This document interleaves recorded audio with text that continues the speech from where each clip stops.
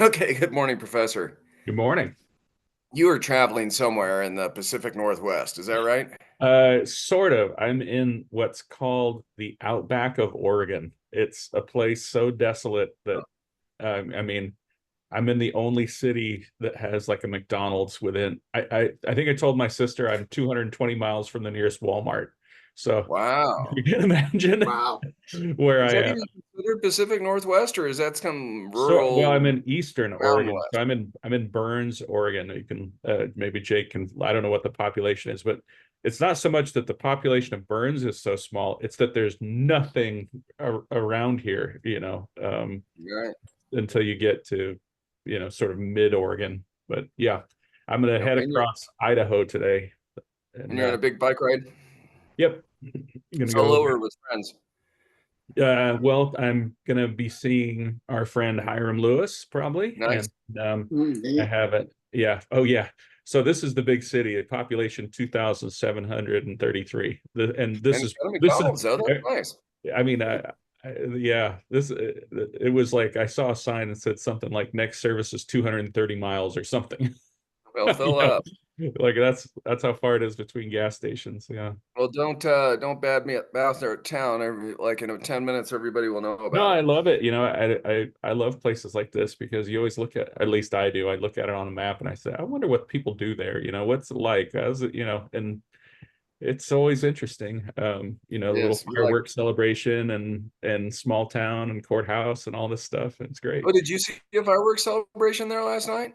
I sort of walked outside and watched it, but I drove by, I rode by while they were, setting everything up, and it's Yeah, great. nice. You just look at this little corner of America where these people are, dragging their white chairs out, Yeah, and pickup trucks and doing all the things, getting ready. It's life affirming. I love it. it is.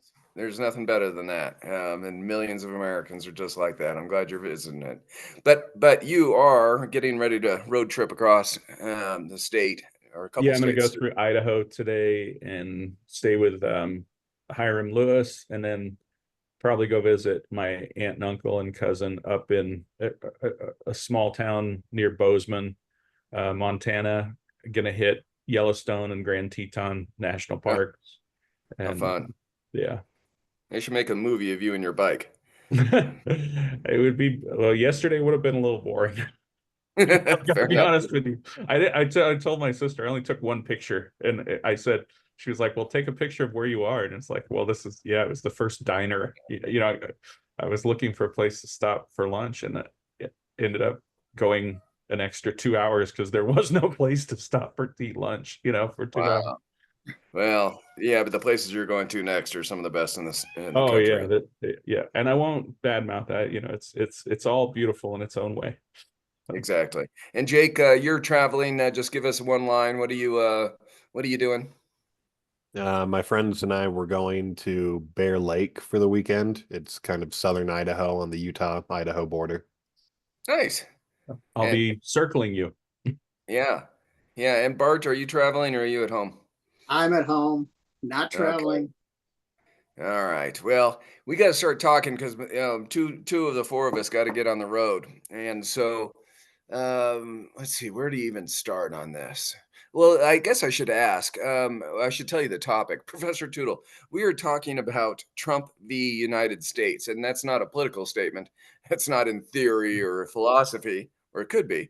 That's a court case that the U.S. Supreme Court just ruled on. Have you read it? I assume you have not. I have not read the decision, but on the bike, I've been listening to commentary because one thing so I listened to about 6 hours worth of commentary on it. Wow, 6 7. hours of commentary. You're a Well, subject if you matter load expert. up the Awesome. podcasts on Trump v. United States, it turns out you can listen to nothing but analysis of Trump v. United States for the entire I've day. listened to a bunch of them myself, yeah. Yeah. I didn't find an authoritative one. I found a good short column or 2 that I thought were useful, but I didn't find an authoritative hour-long podcast, which frustrated me.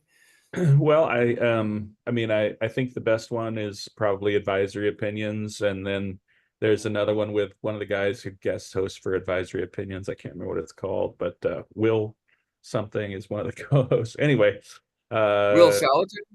maybe is he one? Sometimes does he? guest host on the advisory opinions, or has he guest hosted? But Anyway, it was pretty good. It was a good discussion. Then NPR, BBC, interesting to hear, like the Telegraph has their take, and who else did I listen to? New York Times. Still a little bit of a bias of all those, even though if they're fairly reputable biases. Now, the good news, though, is we also have a subject matter expert who is a 40-year, well, I don't know, 40-year, but 30-year professional lawyer with the Colorado legislature. Lawyer Bart Miller is with us today. Bart, I bet you read the case cover to cover. I read the majority opinion, and then Oh I my kind of gosh, started reading the dissent. that is pitiful. Guess what I did? I only read the dissents. So, well, there you go. That's not helpful. But the Between the dissents three, are worthy reading. yeah. So I guess I'll have to fill you in, Bart, on the dissents. They're pretty powerful. In fact, they may have convinced me that the dissent is the way to go originally, and I may still be with the majority. I think there's a concurring opinion that I'm probably closest to in the majority, but I may be in the minority. This is a really powerful case, Professor. Agree or disagree? As a historian, long term, is this like one of the most important cases in the Supreme Court's history? No. Wrong. Yes, it is. Well, I mean, I would say, when you said most important in history like that, then the answer is no. But is it important? Yes. Is it important now? Yes. Is it interesting to get this stuff right? Yes. But the Supreme Court, every case that they handle is important. Even the you boring answered ones the end up wrong being. right off the get-go. The answer is yes, it is. This is like the fundamental structure of the government between the three branches. I mean, this is as important as Marbury versus Madison. This is a really important case. Yes, except that I don't think that I I think that in the long run we will probably see the decision itself as being sort of the minimum that they could have possibly decided in order to get on with their lives. You clearly did not read the dissents. Wow, fascinating. Well, So you're a Roberts guy. You like his opinion. no, it's not about like or dislike. In fact, I think that part of the dissent, and I think part of the concurrence is Yeah. more correct than the general thing. But I also I've never read an entire Supreme Court decision where I agreed 100% with every word. Right. So I never think, oh, this is perfect from stem to stern, like it. So there. I mean, I'm sort of used to. Let me put it this way: I sort of disagree with every Supreme Court decision, Right. Well, and you'd be I a hard sort of justice agree to with beat that. every Supreme Court decision, and I sort of usually find something in the dissent that's worthwhile, and Sure. this case falls into that range.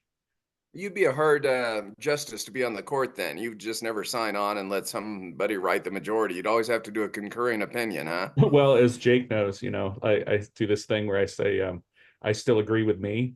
Like, if you want to know what I think, Right.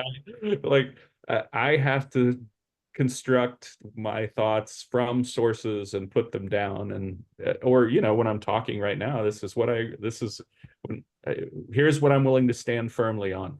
I sort of agree with almost everything. Well, let me give you one big jab, and then Bart's going to kind of take us through a couple of the main prongs. And Bart, you don't have to be our subject matter expert, like as a legal person, so to say, but at least for whatever listeners listen to our conversation, they should at least know something from an attorney, and that's going to be you in a minute. Professor, here's my big concern. Both the majority and the concurring and the dissenting, these are U.S. Supreme Court justices. We can look through line by line and go, they're talking about SEAL Team 6 assassinating a presidential candidate and whether that's legal or not. And I throw up my hands at that and go, oh my God, we're in trouble as a society if we're allowing that to be constitutional. Is that a constitutional, or is that just um, a corollary responsibility of the president? I'm sworn to uphold the Constitution 5 times, and that is such an obscene question to me that no, you can't go kill people. But there we are. We are having Supreme Court justices talk about that as whether that could be legitimate or not. I think that's really bad for society. I think we're in tenuous ground in this case. They didn't have to go here. They could have settled it on more narrower grounds, but they did take a long, we're going to settle this for 200 years. And if it's anything within the constitutional prerogative, of course he can do it and it can't be challenged. And you can't interview people to find out what the president's motives are. No, this is kind of scary, especially with former President Trump say that he's wants to do a military tribunal against Liz Cheney because she was on that impeachment thing and he wants to have it live on TV and treason and have capital punishment. I mean, he said this. And then the court's again, yeah, that might be legal. What? Yeah. So do you think I am being dramatic? And the answer is kind of. But Well, I think that you are crediting well, here's how I could agree with you. It's a shame that the dissent tried to paint the majority opinion in that way. That and but I also understand that the Supreme Court considers extreme hypotheticals all the time in their sure. oral arguments as well as in their written opinions. So, in a sense, it's it's unfortunate how it's getting characterized, but it's also part of. I mean, I think it falls within the range of normal discourse. We've had fiery dissents before. Yeah, I'm with you, but the partisan wags on the left and the right, and I'm using left and right actually intentionally in this case Well, to they're all go with getting it wrong. I mean, I would just say that yeah. all of the online commentary and most of the journalism I've seen about the Supreme Court decisions have been completely baseless and insane. And you should, I think it's another one of these instances where you would be so much better off reading the opinions themselves and then reading no commentary at all from Yeah. journalists or opinion journalists, or television has been almost everything I've seen on television has been terrible like that. So Okay. But that's because they're in a different business. Entertainment business or the eyeballs on screen business. Yeah. Okay, so we're on the same page on that because I look at my friends too. It's not just professional columnists. I mean, it's people they're just going to their corners and throwing out stuff, and it's like, Yeah. yikes, it's not good for our society to have constant conversation whether SEAL Team 6 can kill somebody. It's just not good for us. Yeah, but that's, I mean, again, we're politics is downstream of culture. This it's bubbling up to the Supreme Court, some of the dysfunctions of our culture. Yeah, true. So true. Unfortunately. So Bart, I know this is a hard transition. I'm going the extreme of the minority because I did read part of the majority opinion. I read Robert's opinions, and it's saying the same thing that you said. The dissent has gone way off the deep end. Really, we're kind of enshrining what's been passed in law, and so I read that and go, yeah, okay, I get that too. Well, let me One ask, more I want to run question. something past Bart, if you don't mind, Go which ahead. is Oh, this will be a good let me transition. tell you what the three sort of things that I think the majority decision said, the good part of the concurrence and the good part of the dissent, and maybe with the best argument against the decision. So the decision says that essentially presidents have three presidential actions, and the legal response to them sort of have three legal responses, which is that if you have if something is a core responsibility of a president, the majority opinion says that he has immunity from criminal prosecution for the duties of the president. If something is if something is not a core duty, he probably has some immunity. And if something is private conduct, you have no immunity. And that is how it should be handled, once a president leaves office, and then of course while the president's in office, that you always have impeachment and removal. I thought the best part of the concurrence, from what I can gather, was when Amy Coney Barrett said, "Why do we have to use the word immunity?" And the answer is, I heard a good response, which is that, well, the word immunity has a legal meaning, and it has to do with the procedures that you would have to follow in dealing with this thing legally, and how it might be dismissed after an indictment and that sort of thing. So, but I do like that part of it, which is that I would prefer not to put that word on it, because I think what Justice Roberts was trying to do was just settle the minimum question that was before the court, which is, and what he wanted to do, and I think the effect that this is going to have is they said it was, and they've been doing this on a couple of cases, they just want to kick stuff back to the lower courts and say, stop sending us this stuff as an emergency. And then, but I think the dissents have one really good argument, and that is that this is a case of the Supreme Court solving a problem of politics. And I think I might be crediting the dissent a little too much, but well, I'm giving what I draw as the best core argument out of the dissent is that what the majority is doing is not in the Constitution.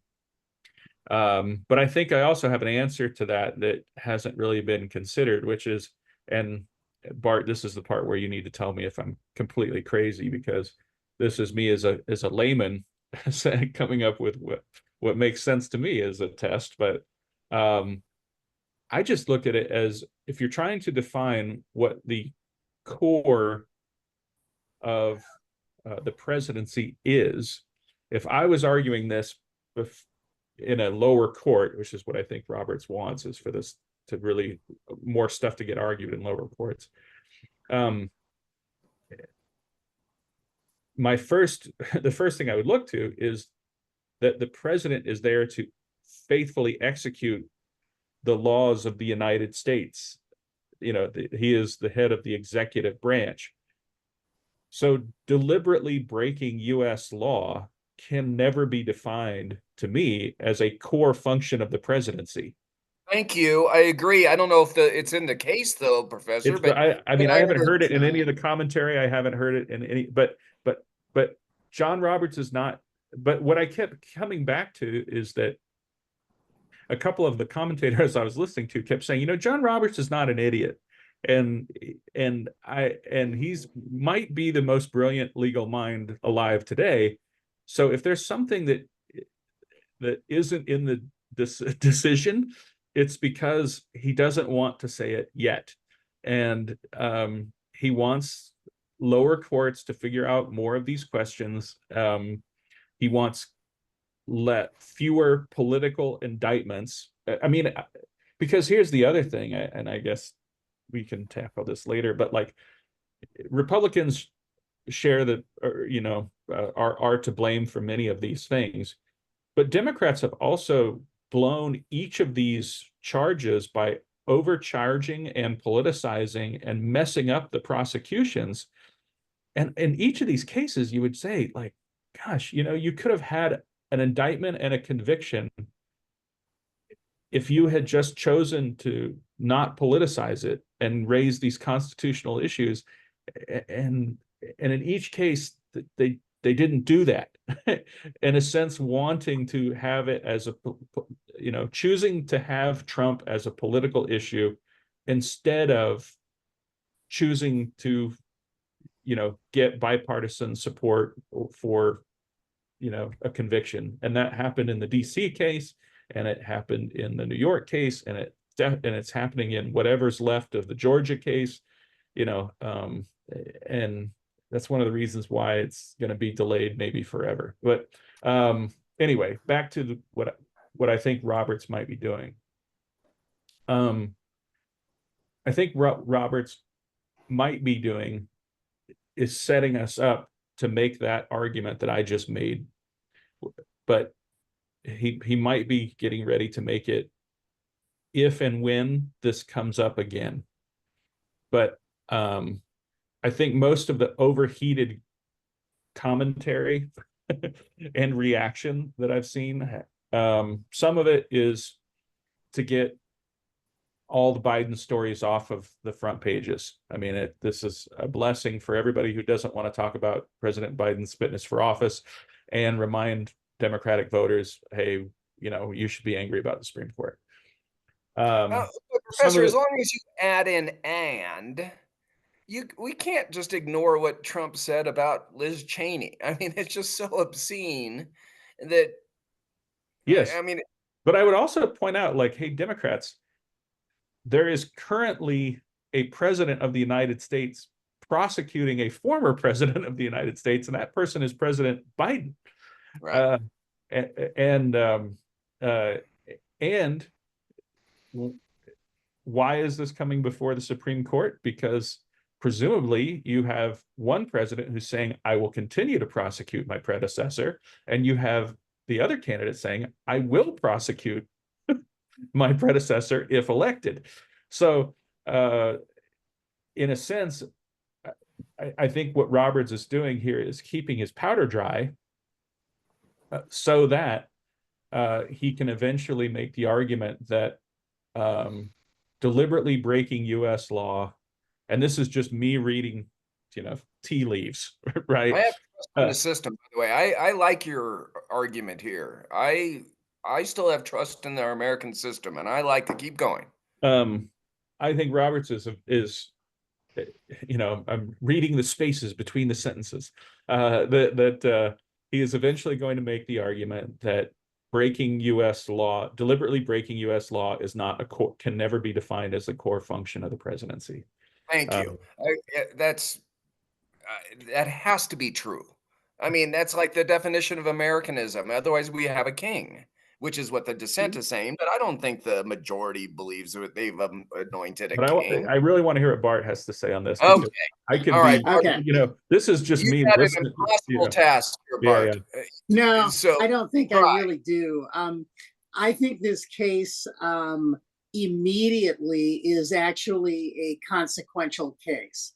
Thank you. Think 20 years from now, that's going to be a debatable point. You're wrong on that. But here's my take on all of this stuff, and I'm going to give you the lawyer's take, okay? Because I think everything Stephen has been saying is really true, and John, your points, I think part of what you do in a Supreme Court decision is you try to get 5 votes at least. I think a lot of Robert's constraints here was the fact that the wheels were kind of falling off the bus as he was writing the decision. And I think he had to make some compromises in order to get it out and get it done. Yeah. But one of here's what I think is going to happen. Here's my prediction. It takes about a month or so for the Supreme Court's decision to kind of filter its way back down through the federal courts. This one is going to filter its way back down to Judge Chutkan, right, in DC. She's been watching Judge Cannon in Florida. And Judge Cannon has been really, really smart. She has done everything she can to prolong that case. Judge Chutkan is now going to do the reverse based on this case. Because what the Supreme Court has basically told her to do is to figure out which bucket the conduct is in. Well, in order to do that, she now has to hold evidentiary hearings, which is going to mean, okay, witness number 1 is going to be Mike Pence raising his right hand, swearing himself in, and essentially giving public testimony. She's basically now gonna, and I'm not sure. I'm not sure how the Supreme Court. Well, okay, I'm jumping ahead. basically she's going to hold evidentiary hearings that are going to sound really bad, because you're going to have these witnesses basically giving the same testimony they would have given in a real trial before a jury. Now, what's going to happen is Trump's side of the case is going to go, oh my God, the election is in, I don't know, 5 weeks. And you want to hold a hearing on all of this ghastly evidence. Okay, we're going to file an emergency writ with the Supreme Court, because that's really all they can do. They can't go to the Court of Appeals in this case, because there's nothing appealable going on. There's just an evidentiary hearing. Well, they're going to have to go to the US Supreme Court with, yes, an emergency writ saying, do a writ of prohibition, stop this horrible renegade judge from doing this. And I don't know how the Supreme Court's going to react to that, because this was a 6-3 decision, sort of in favor of the majority's points. And you might say, okay, it was really 5-4 if you add in, Justice Barrett's concurrence, because she sort of went off a little bit on what on what Justice Roberts was saying. She said, well, wait a minute. She was kind of going down the line that John was going down, and as well as Stephen, which is that, oh my God, you can't say that violating a law is okay. But Roberts kind of had to say that, at least for the moment. At least for core responsibilities. Well, what he had to say was, we're not going to decide, like the Supreme Court doesn't have evidentiary hearings. They don't hear from witnesses. They can't, I feel like Roberts was also protecting the core functions of the Supreme Court. In some ways, yes, I think he had to. But what I want to see is what is going to happen in September of this year, or even October, when Judge Chutkan is sitting there with, I don't know, I'm trying to think of the witnesses who could possibly testify. It's a whole variety of them. Well, right? Attorney General Barr, yeah, Attorney General Barr, all these weird witnesses. The funny. Oh, sorry, but no, and I was going to say, how, if the Supreme Court stops that, number one, I think they've painted themselves in a corner. I don't think they can stop it, because that case is ongoing. So I don't know what's going to happen. I mean, this is going to be the weirdest election we have ever had.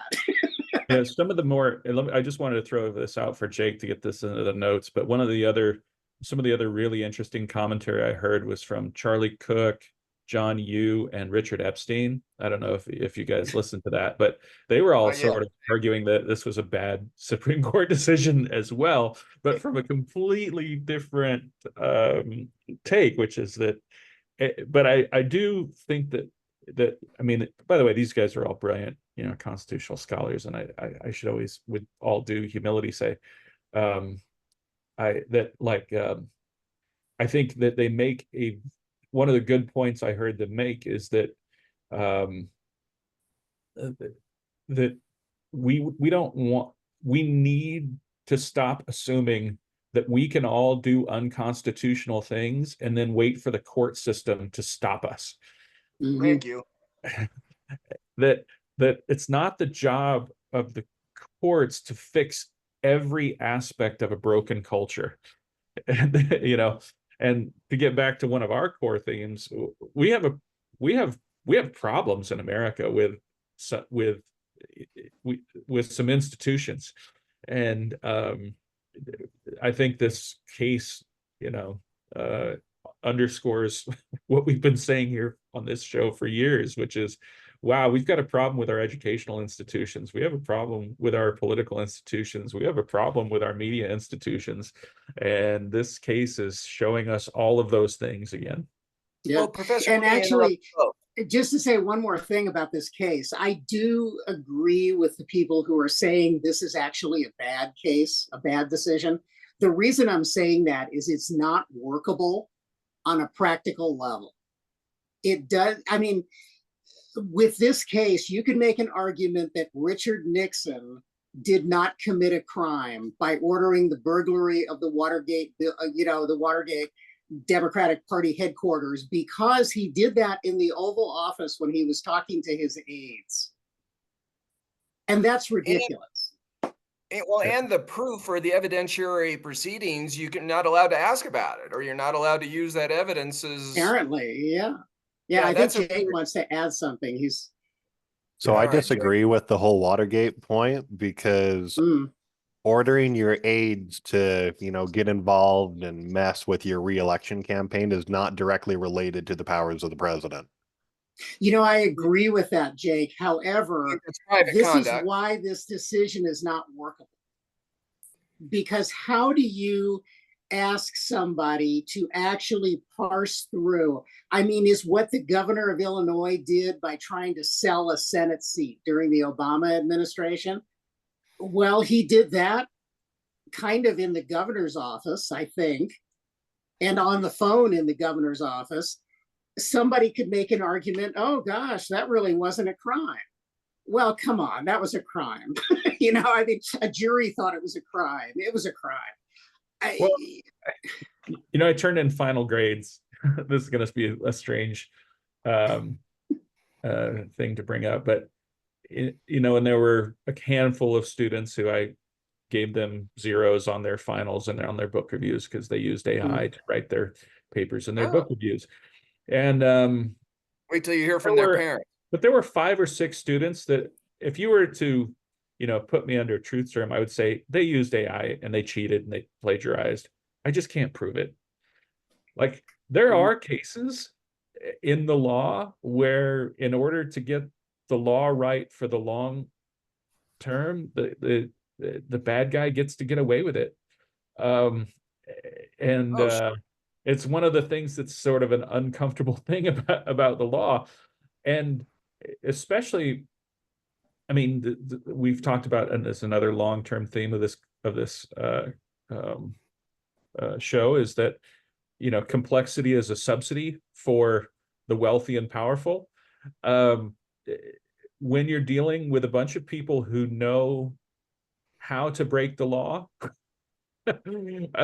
they will often do things in ways that are barely legal or at least defensible, or that can keep things tied up in court for years. And so you can't count on the law to prevent all bad behavior or punish all bad behavior. It does devolve to individual human beings to be responsible for themselves. And just to get back to another theme, it was 4th of July yesterday, and I always say to read Calvin Coolidge's speech on the 150th anniversary of the Declaration of Independence. And the last few paragraphs of that speech remind us all that citizenship is a responsibility for every individual. And you cannot count on the government to a system in and of itself cannot be just. It's up to every American to breathe life into this system. And it's a kind of impossible standard to think that law, I mean, I guess I used to always feel this way, like, oh, why there should be a law or we can fix this. And as I've grown older and read more Supreme Court decisions, I kind of come to realize that they get it wrong all the time. And the way the system works is that we just keep trying, and we're going to make different mistakes, but hopefully mistakes that are a little bit better than the mistakes we made last time. And that's where I think this decision sort of falls, which is it's funny because one of the arguments that people often make about things like the Dobbs decision is they say, oh, they call this the consequentialist argument, where you say, look at the consequences of this decision, and people will criticize Clarence Thomas for not caring what the consequences are. Sometimes Gorsuch is the least consequentialist of the, but this is a case where Roberts, I think you're right, was trying to get to 6 votes, trying to get as many votes as possible. And sort of triangulating between what's the minimum I can say about the Constitution, push as much of this back on the lower courts as possible, and think about the short-term consequences and long-term consequences, which, that's the part that many of the conservative and libertarians, or I'd say more libertarians, have a problem with, is that they think Roberts was caring a little too much about the consequences of the decision. Well, Professor, let me ask both of you this question, because I think he went beyond what the minimalist he needed to do in this specific area. I think almost everyone agrees on core responsibilities. It has always been, is now, and will be, whether we use the word immunity or not, a core. If it's a core constitutional function of the President of the United States, he can't be criminally sued for his actions or her actions. I think most people agree with that we've got to have some kind of ability for the president to act strongly in matters of war and national defense, et cetera, et cetera. Agree or disagree? Agree. It's the case controversial on that. Agree, Bart? How about this? Well, let's make it, you can't prosecute Harry Truman for dropping the atomic bomb in World War II. Thank you. Or President Obama and what he did with the U.S. citizen overseas. Or you can just kind of go on and on. Yeah, I think that one's a closer call, actually. Fair enough. Fair enough. But that's why I was using the Truman example. Declared war, Right. weapon of war. Squarely within presidential purview. Always, yeah. But I would say, here's what I would say. I think that the Roberts decision would take that Obama case and say, let's hear it. Make your argument. There is a possibility of that. Yes, I agree. There's a possibility a trial court, they could hold an evidentiary hearing on that and determine whether it's a core or a corollary presidential. So to me, that goes in that second bucket, not the first bucket. Fascinating. Bart, do you agree with that or not? I agree with that, yes. Okay. Now, let me find one other area of common ground, and that is private conduct. It is unanimous. If it's private conduct, he can be criminally charged. Agree or disagree? Yeah, agree. Bart? And I agree as well. Yeah. But everybody agrees. If it's not a presidential duty, if he's acting, if he says I can go kill somebody on Fifth Avenue and I'll get more support or whatever his direct quote was, well, that's not a presidential duty, a core constitutional duty or a corollary. That's private conduct, right? Right. Bart? Yes, I agree. Yes. Where it got really fuzzy, though, is this middle ground. That's where all the controversy is, and then the evidentiary proof of that middle ground. And that's where I'm not sure where I'd end up, Professor or Bart. That's what courts are for. That's what courts are for. That's what trials are for. That's what cases are for.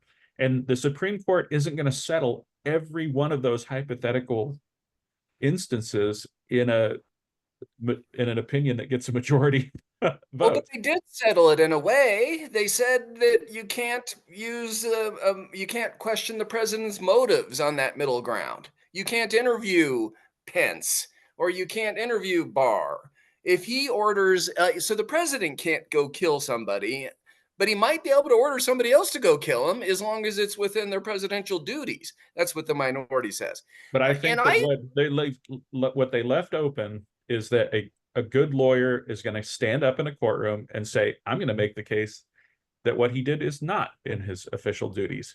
And it's going to have to be settled by the lower court. And then maybe it's going to have to go before the Supreme Court again. But I just think that this was the Supreme Court a lot of time not deciding those issues yet. Bart, you agree or disagree? Who's right? I'm going a little more on the dissent side, and Stephen Tootle is arguing for the John Roberts majority. Where do you land? Well, I'm not arguing for the majority because I don't think he was right. I'm just trying to explain the decision. Fair enough. Okay. Fair enough. I'll give you my. Frankly, okay. Here's a problem I've been having for the last year. A lot of the more conservative, with a small c, commentators, legal commentators, make the point all the time that the Supreme Court does not actually decide cases. It decides legal questions that they agree to decide. When I was in law school, I kind of wondered, why didn't they teach me that? Well, I've since then learned that there are a whole lot of law professors who actually disagree with that. And I think, and I have come to the conclusion that I disagree with that. Now, I think the Roberts decision was based on, okay, we're deciding this discrete legal question in this big case that we agreed to decide the discrete legal question on. I think the reality is the Supreme Court does decide cases. They may not want to admit that. And, you know, and frankly, John, I'm more on your side with this particular decision that they made. I think the Roberts opinion, you know, Justice Roberts is a brilliant individual.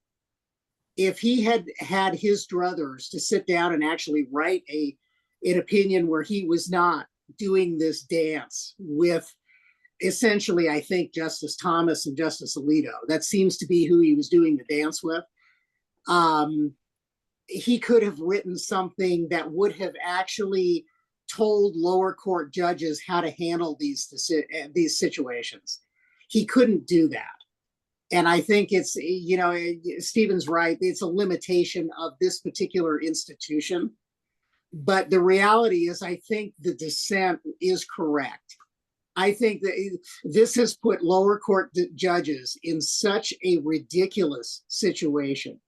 They're going to have to decide whether, you know, was it okay for, I don't know, for Donald Trump to try to order his vice president to illegally certify, you know, false electors at the It's like, how do you do that? You know, and does the president have immunity for that? It's like, are you kidding? You know, it's like, what, you know, come on.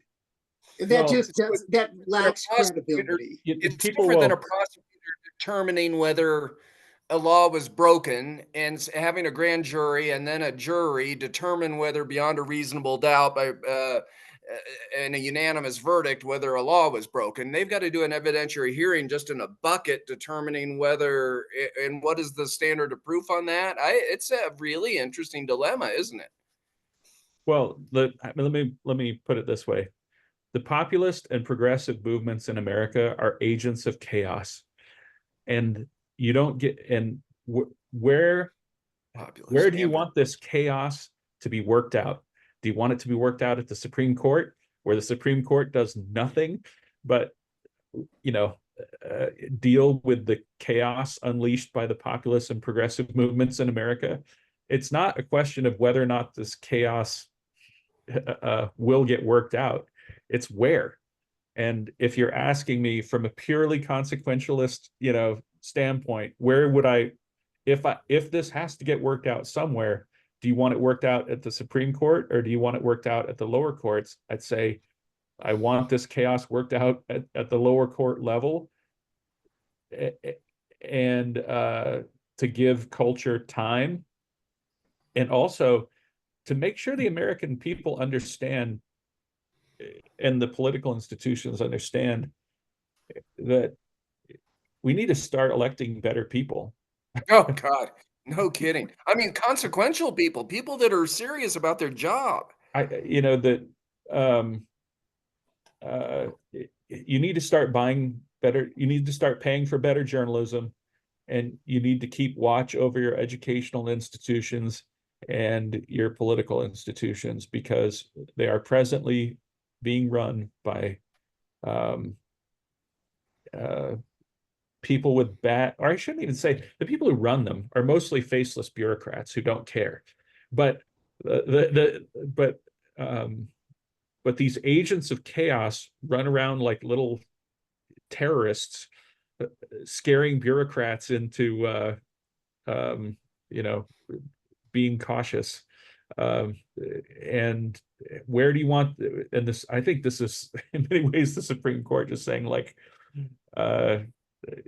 let the agents of chaos be deployed in the lower courts, not I here. think that's a legitimate point, Professor. Let me ask a big, unusual question under the context of this conversation, in the hopes of wrapping up so you guys can get on with your travels. Does this seem like for a layman? I think that I know the answer. They think this is a crazy statement. So let me make the statement, then ask you. You've heard what I think about the case. I'm not entirely sure which side I would go on. whether it's a concurrence or a dissenting, or maybe I'd just be part of the majority. I really truly don't know right now. I've spent hours on this now, not weeks like they do, but hours. Um, I have more trust, even though I may disagree. I have more trust in the U.S. Supreme Court, even after all these recent decisions, than less. Now, everybody else seems to just think the Supreme Court is not It is the legitimate highest anymore. functioning branch of government in America. So you have more trust. You think Yes. this is just fine. They're the last remaining bastion of rational, doing what they're supposed to be doing. The Congress has failed. The presidency's gone off the rails. Media and academia, and maybe sports teams are still okay too. Well, I But trust the American. I still sort of trust the American people. love that statement. Oh, You know, like when you actually talk to Americans about how they manage to live their lives and what they believe and how they act and all that, um, all I hear is the mistrust of these institutions. So you and I are in a minority, though. Most people would think this is a stupid statement that we trust the Supreme Court, the institution of the Supreme Court. Don't you think that that's a minority Yeah, in opinion? fact, I would even go a step further and say that this might be the best Supreme Court we've ever had. I may agree with that, by the way. I may agree with that. I mean, if But you I'm a look across the board at who's represented and the viewpoint diversity and the seriousness with which they're taking these arguments, and you know, I'm sometimes I can't think of a single. Well, that's not true. I don't agree with any single justice, but almost every one of them has brought up an important point that I thought was very thoughtful at one time or another. Okay. So you and I are in the minority of the American population in our statements. Bart, you're probably more reflective of the majority. So rip into us. What is your thought on the Supreme Court? Okay, here's my take on the Supreme Court, and this is going to sound maybe a little too highbrow intellectual, but for the last, I don't know, 5 or 6 years, we've been having this discussion about, okay, we currently have a court that's more textualist and more conservative in their approach, and the Federalist Society stuff. And I think originalist. what's missing in the conversation about the courts right now is something that I actually learned about in law school. And it's a very ethereal thing. It's essentially, how do you do justice in a given case? Right now, we seem to have a court that doesn't want to actually answer that question. They're answering every question but that question. And I think it's leaving a hole in their decision making. You know, in this Supreme Court term, this was a weird Supreme Court already. term. Are you still talking? I'm still talking. Yeah. Okay. Okay, I'll let me say what's that? I'll be quiet for a second. Okay, be quiet for half a second, because there is, to me, this Supreme Court term, there were a lot of interesting cases, you know, that we're not talking about today that I think were really cool that they decided. But with this case that we're talking about today, the other bookend to this case is the Trump v. Anderson case, where they essentially held that words in the Constitution didn't really mean what they said. And by the way, we have this weird, we're going to say that presidents have a weird amount of immunity that we're not going to really define. We're going to let lower courts do that. If you're asking me, they should have held in Trump v. Anderson that Trump violated the 14th Amendment and he's not eligible to be a candidate. But they didn't do that. So what we're left with now is this wacko situation where this guy is being prosecuted for things that I think you can't argue that these things did not happen. They happened, you know, so what is going to happen here? In 3 weeks from now, the legal system is going to be arguing about whether Judge Chutkan can actually hold evidentiary hearings that she has been ordered to hold by the highest court in the land. And okay, we're going to be right back where we were before this decision came out last week. And I'm kind of thinking, oh, come on. It's like. Let me answer it in layman's term and then Professor. Okay. Bart, you're right. The Supreme Court is trying not to go to the justice or what is right.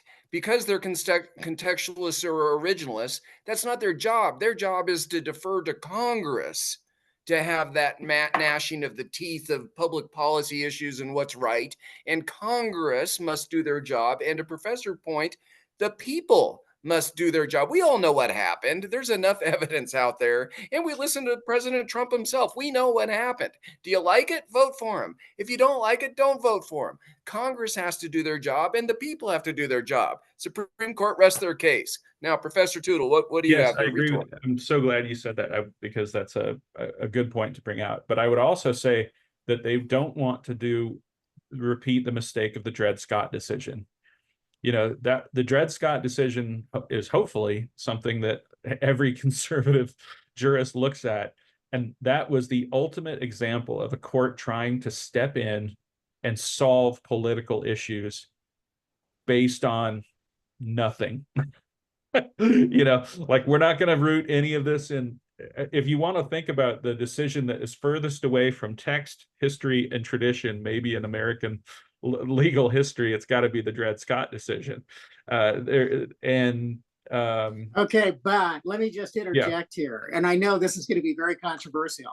This Supreme Court, this very term, cited the Dred Scott decision with approval. When did they do that? Remind me. They have done it several times, and they did it in Trump v. Anderson. They did it in numerous. The justices have kind of used that case, and that's what actually scares me. Because I've only heard it used as a negative example of what not to do. But I know, and I agree with you. I think it is the perfect example of what not to do. But I don't know what to say about 9 brilliant people who will use that decision to kind of bolster their current logic, which it kind of scares me because I don't know where that goes. I know we have a no homework rule in this podcast, but I would be interested. No, I'll do the homework. Yeah, but you don't have to just send it. If you find it, send it to me. Sure, I'll send it to you. Yeah. I mean, because it kind of worried me. It's for you, Professor. Bart's a lawyer. Yeah. He likes. Yeah, but you don't. Sorry. No, I'll do it because I was really worried when I saw that. And I was just kind of like, what? Come on. That case doesn't deserve to be cited for any reason anymore. Well, it's just. It should be cited as a negative example of what not to do. So let me wrap up the show because I'm just trying to help you on your vacations. I was going to bring up Chevron, but Chevron is complex in a totally different way. And I was going to bring up Marbury versus Madison to give us context that now the Supreme Court's ruling on how courts get to decide this, not legislature. We get to decide this, said the court. Interesting. But we work those into our normal conversations anyway. So I don't think this is the last time we're going to be talking about this case. I think we're going to be talking about it a month from now, as Bart keeps foreshadowing. And so I think we should declare victory for today. Any conservative or centrist, Bart, you're probably more of a centrist. Any conservative would hear this conversation. I will go to Jake. Any conservative would hear this conversation, go, oh, wow, there's disagreement among people that are conservatives, and they're complimenting some of the dissent. Interesting. Instead of just going to their camps and throwing out the absurdity, I think, who was it? Dante, there was the parody of the absurds. I mean, you just throw out the worst conceivable thing and then throw it on your enemy.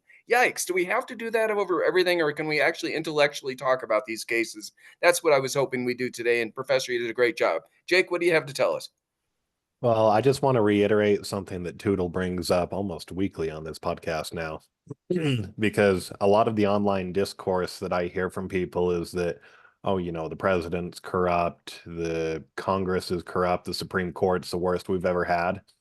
And it's like, what institutions in the country are actually failing? Because I would think if one of the branches of the government was failing, that the country would collapse. And I think it goes back to what Tootle's saying is the institutions that need reform in this country are not the Supreme Court, but rather it's like our media institutions, our educational institutions, because I am friends with a man on Facebook who has a PhD.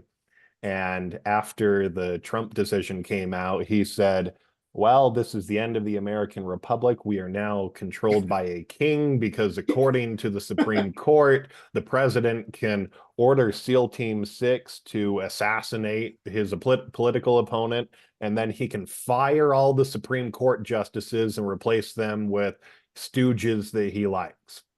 And so it's like, something is failing here, and it's not the Supreme Court, it's other institutions. But I think it goes back to Tootle's point of we are taking the responsibility of different institutions and we are shifting them to institutions that should not have a responsibility to deal with it. And mainly, if you look at the government, a lot of these Supreme Court decisions recently go back to Congress, do your job, because they're telling the president and the Supreme Court to do things that are outside of their purview. And I don't see any member of Congress really that's saying, oh, maybe we should start doing our job. Yeah. I've got one quick reaction. Yeah. Let me give you one more quick reaction. I still have faith, and it goes back to the 5 times I've sworn to uphold the Constitution. Is it 3 times as an elected official and 2 times in the Army, enlisted as an officer? And maybe I've sworn it more, but those are the times I remember. Every single postal employee and every single Army and Marine, every single public servant elected official in America raises their hand and swear to uphold the Constitution, not to a king, not to the president. No matter what the Supreme Court says, they swear to uphold the rule of law in a republic. What you do is if you have an order by the president that you don't think is constitutional, you say, I resign, or I'm not going to do that. And yeah, you may end up in Fort Leavenworth, or you may end up getting fired. There may be all sorts of consequences for not violating an order of the president, whether it's legal or not. But the bottom line is Americans are sworn to uphold the rule of law, an idea. And so to think that that idea just disappears because of a Supreme Court case, I'm sorry, I don't buy it. I think it could be ugly, and I think maybe we are in for some ugly times. But God, we've had a lot of ugly times in America. So anyway, that's my reaction to your professors or your PhD, Jake. Professor Tootle, you get the last word. Bart, do you have anything before Professor Tootle? No. I think I'm good. Okay. Do you like the Constitution, Bart? We all swear to that, right? Oh, absolutely. No, I agree with what Jake just said. I think we're shifting responsibilities around, and we have a media culture right now that is reinforcing what we're doing. We're electing people to Congress who don't want to really be in Congress. They want to be in the media. And or maybe so on, it's like, why are we doing that? Why are we electing such unserious people? I think that's the word you guys have used. And well, I use it too. And we're doing this kind of despite what we should be doing. We should be electing people that really want to do these jobs. And if you think about all the right, Bart? What's that? In this context of this discussion, you're slightly pessimistic, or more pessimistic than before the decision. The only reason I'm pessimistic is I don't think the decision actually resolved anything. Yeah, I think it's kicked the can down the road about 2 months. And that's a feature, not a bug, the professor will say. Professor, you get the last word. I would just say that one of the, a lot of the problems come from people either not understanding, I guess I'll be charitable and say not understanding separation of powers. The media keeps telling us that we should be angry with our congressmen if they don't interfere with the judiciary, and we should be angry with our administrative state when they're not doing the role of Congress. And no, what we need, what I would love to have is an educational and media institutions and political institutions that kept explaining, no, Congress is supposed to do this, not that. The president is supposed to do this, not that. The judiciary is supposed to do this, not that. And these institutions are not failing when they're not doing the jobs of other branches of government, even if you would find it convenient. You know, yeah, of course it would be convenient if the executive branch could be the legislative and the judicial branches of government. Yeah, and you might even say that's efficient, right? But you need to keep explaining why our powers are divided and separated between the three branches of government. And because it seems like a lot of the anger, it boils down to, I want a branch of government to be doing something that isn't their job. And it makes me angry. And, you know, and Jonah Goldberg uses this metaphor sometimes as a toddler banging his spoon on his high chair. And sometimes when I hear a lot of the sort of social media meme sharing, that's just what it seems like to me, is that, you know, a toddler banging a spoon on a high chair, saying, I want this thing, you know. I think that's a good point. And most of that's covered in Political Science 101 and community college. Not anymore. But well, and it's not covered in high school anymore either. And it's not in junior high. It's not covered. Well, don't be not pessimist with Bart. I was hoping you'd end on pessimistic. You should say it used to be covered in junior high, high school, and at every college in America. It is not anymore. And the citizenship. Here to covering it again. Yes. Well, I'm an optimist. Let me just say that I still have faith in our systems overall. America's stronger than we think it is, and it will be ugly this fall, I think, but it's not going to be a complete crisis. In this case, is gently making it worse for the next couple months, but overall, I'm an optimist. Agree? Are we going to end on that? Are all three of us optimists, or we're scared? Like, how about this? I think this was a flawed decision, but it's hard to imagine that it could have been better. It's hard to imagine a scenario. No, is that going too far? Bart and I half a day together, and we could make it a lot better. But it's not an evil. But could you have gotten the votes of 6 justices, though? Okay, good point. No. Yeah. but Bart and I could agree. In fact, I bet Bart and I could write something that you'd agree to that would be better than. But you're right. Yeah. We wanted to have gotten 6 justices. Okay. All right. Let's end on a semi-humorous note. All right, Professor, thank you. Enjoy your travels. Be safe out on the road. Thank you. Jake, for your work. Bart, great job.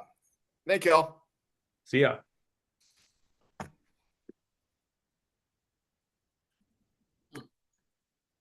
Changed.